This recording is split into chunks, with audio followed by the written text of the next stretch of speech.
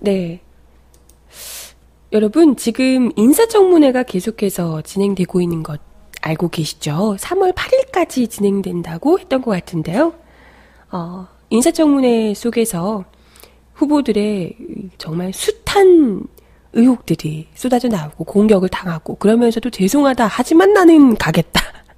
이런 입장을 계속해서 이제 밀어붙이고 있는 상황이라 참 지켜보시는 분들도 누가 어느 놈인지도 모르겠고 다 똑같은 것 같고 저걸 왜 계속 저러고 있는지도 모르겠고 그렇게 지치시는 분들 많으실 것 같습니다. 그런 가운데 또 인사청문회 이 청문 보고서가 채택이 되는 분들이 계세요. 그러면 이제 임명을 하게 되는 거죠. 그죠? 예. 청문 보고서 그냥 채택이 되면 대충 그냥 장관까지 이제 가게 되는 경향이 많기 때문에, 그죠? 그렇게 되는 거죠. 적격 의견으로 또 의견을 제시했기 때문에, 부적격 의견이면 또 모를까.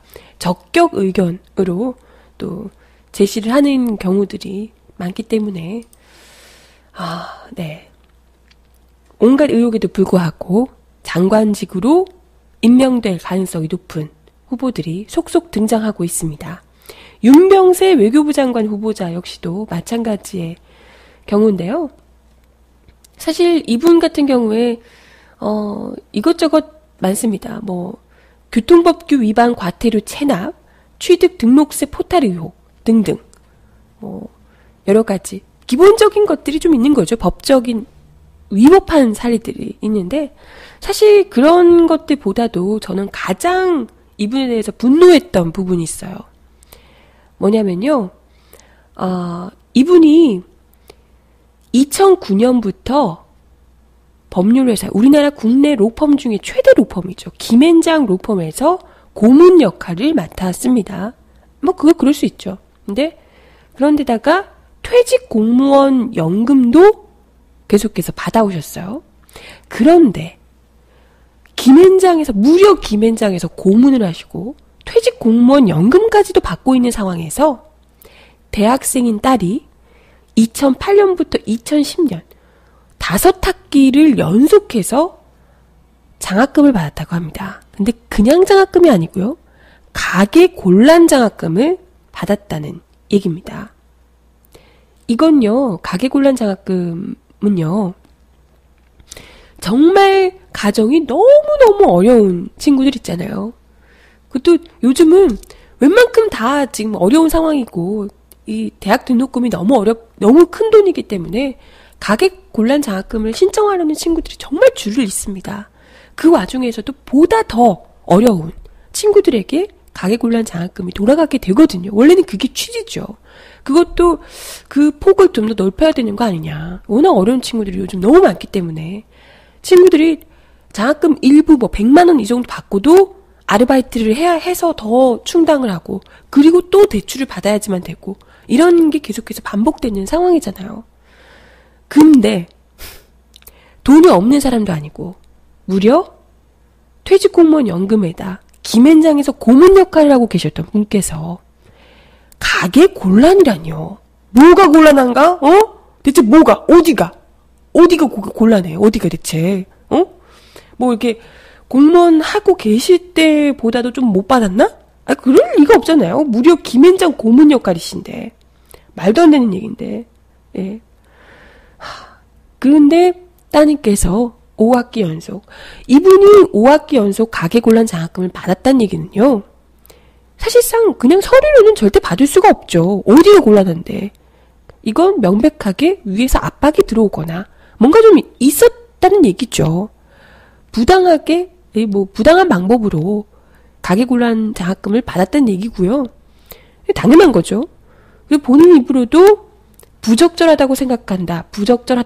죄송하다. 이렇게 청문회에서 이야기를 하셨습니다. 근데 이거 부적절하다고 생각을 하신 거면 자격이 없는 사람인 거죠. 이게 딴 것보다도 전 뭐냐면요. 다른 거 부동산 투기 이런 것도 문제지만요.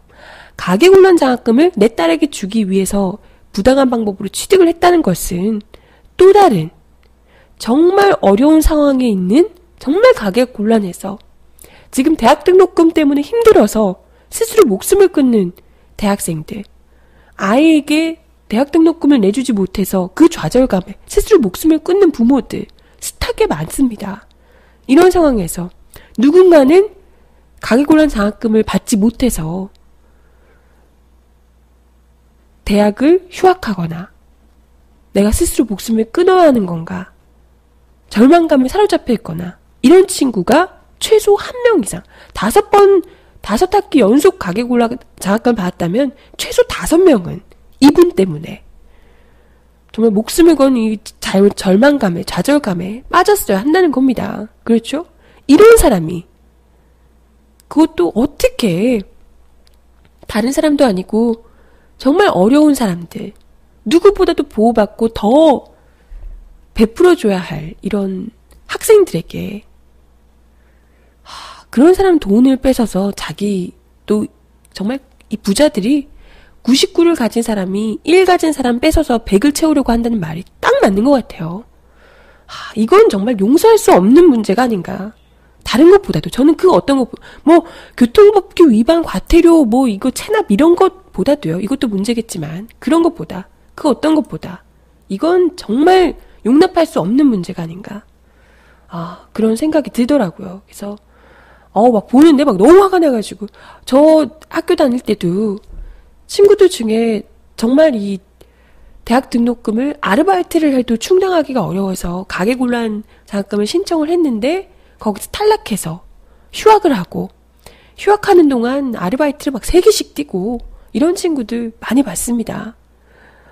막 딱 이 기사를 접하는데 그런 친구들 얼굴이 이렇게 딱 스쳐 지나가면서 막 너무 분노스러운 거예요. 어떻게 이런 사람을, 국민의, 그것도 가장 약자들을 안고 더 보살피고 해야 될 이런 고위공무원 자리에, 장관 자리에 어떻게 이런 사람이, 없는 사람들 돈을 빼앗아서 내 것으로 채우는 그 욕심을 가진 사람이 이런 자리에 오를 수 있나. 이런 게 너무 분노스럽고 막 정말 힘이 들었습니다. 그렇죠? 네.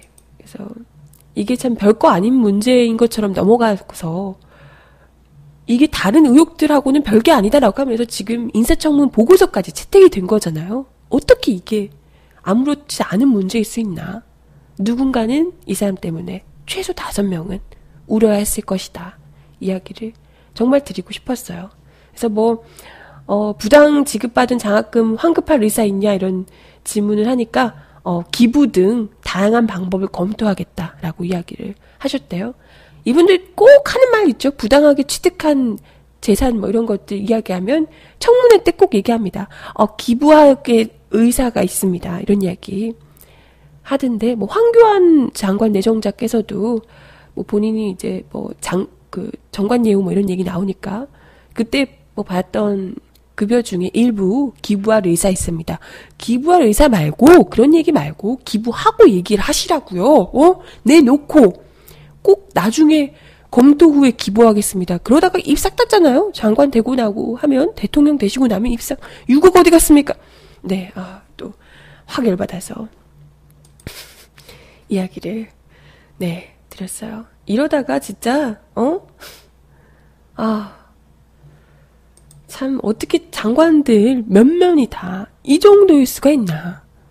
이게 이런 사람도 윤병세 지금 외교부 장관 후보, 이분만으로도 이게 참 말도 안 되는 의혹들이 너무 많은데, 다른 사람들, 이분은 지금 아무것도 아니라서 지금 인사청문 보고서가 채택이 됐어요. 들어갔어. 다른 사람들은 얼마나 더 큰 게 많으니까 이런 사람은 막 이제 보이지도 않은 거죠. 참, 이런 정부 과연 제대로 굴러갈 수나 있을까 걱정.